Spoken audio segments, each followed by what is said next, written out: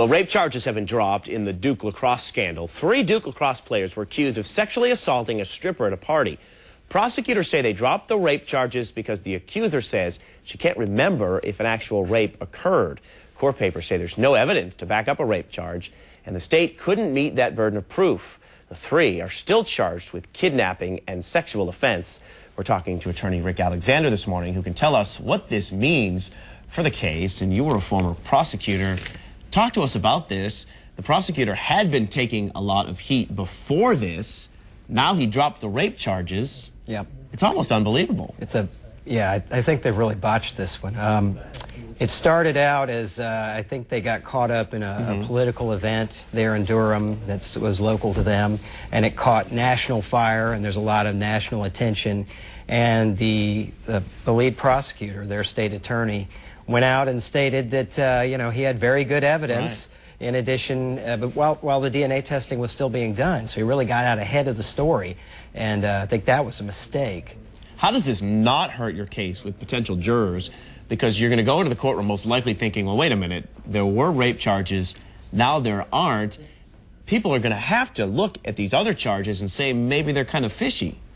It's going to be very difficult at this point. They started out as strong as they could in the beginning. There was a lot of attention on Duke and privileged kids and wild parties. Now that's all gone away, and they've lost all of their momentum, and they're looking at some very technical charges, which he's still got, and they're very serious charges against these young men.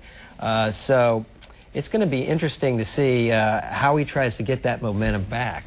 Let's look at the main witness here. She's an admitted stripper, right? And you hate to take that into account when you're talking about these cases. But now you have the case where it looks like she said she was raped and now is saying she can't remember if she was raped. What kind of witness will she make on the stand? Well, the defense was seizing on this almost from the beginning. You remember there was a woman with her. Right. Her story changed multiple times. Now, inconsistencies are a problem with the best of witnesses. When you have someone who's made major inconsistencies in details, i.e., there was vaginal penetration or there wasn't, those are significant problems that are going to hurt her credibility, and that's all they have left in this case.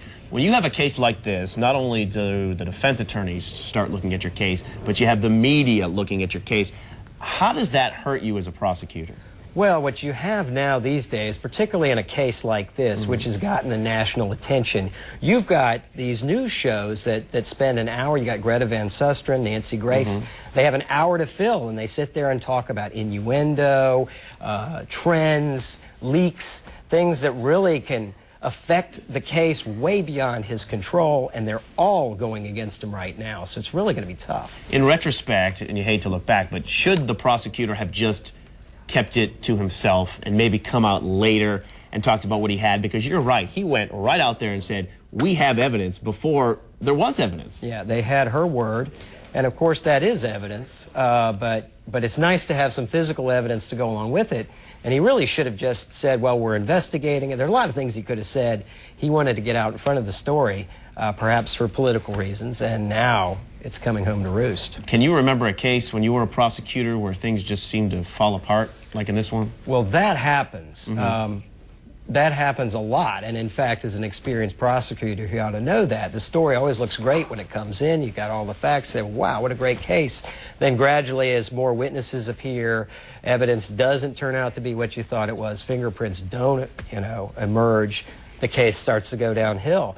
And that's certainly a potential in a case like this. All right, and of course, when you make a statement in front of cameras saying we have a lot of evidence, people are going to expect you to live up to it. Yeah. All right. Thanks so much for joining us. An interesting case, and we'll continue to follow it. Thank you. Well, still ahead on the morning show, they join us every weekend.